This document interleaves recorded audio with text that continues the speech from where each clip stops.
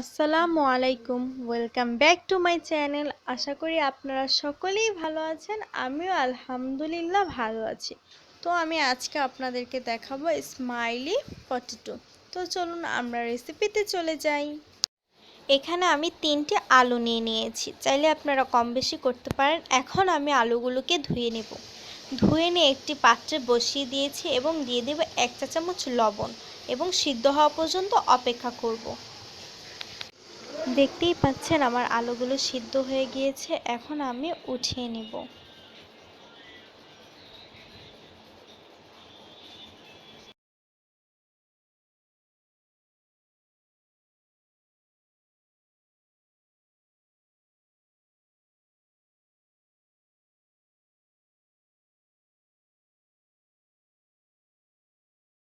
আমি আলুগুলোকে উঠিয়ে নিয়েছি।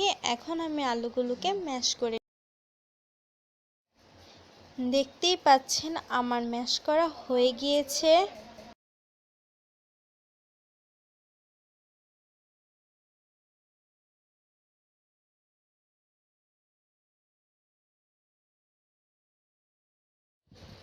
এখন আমি মশলা অ্যাড করে দিব। এখানে দিয়ে দিয়েছি ব্ল্যাক পেপার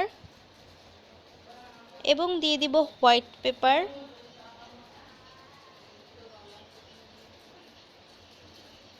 আপনারা পরিমাণটা দেখে নেবেন, আপনাদের যতটুকু পরিমাণ আপনারা দিয়ে নিতে পারেন।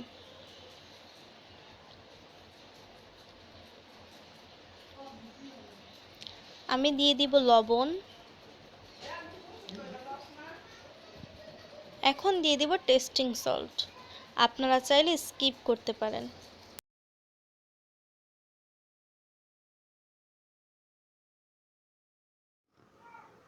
আর দিয়ে দিব গরম মশলা।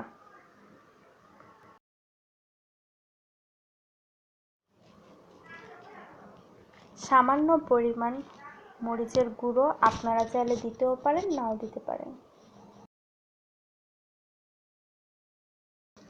এখন আমি সব উপকরণগুলোকে মিশিয়ে নিব।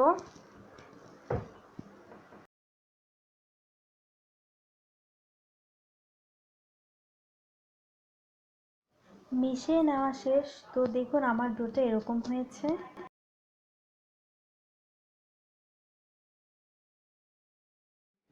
এখন আমি স্মাইলি শেপ তৈরি করে নিব। তো আমি একটা ট্রের মধ্যে তেল লাগিয়ে নিব ভালোভাবে, যেন নিচে না লেগে যায়। এটা উঠতে যাবে না যদি আমি তেলটা না দিয়ে নিই। এখন আমি ডোটাকে চেপে চেপে বড় করে নিব, গোল করে নিব।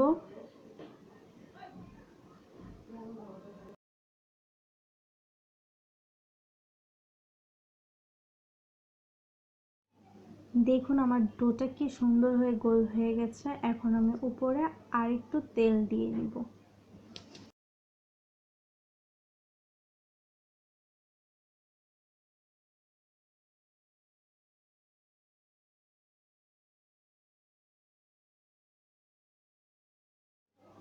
এবং আপনারা গোল জাতীয় কিছু নিয়ে নেবেন স্মাইলি শেপ করার জন্য। আমি এটা নিয়ে নিয়েছি, আপনারা এরকম টাইপসের কিছু নিতে পারেন।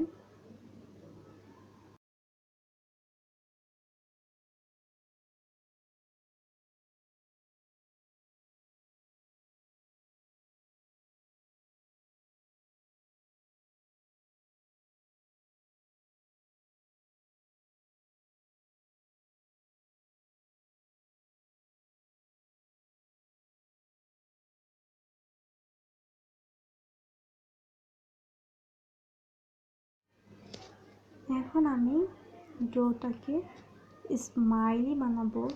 দেখুন তাহলে আমি কিভাবে বানাই।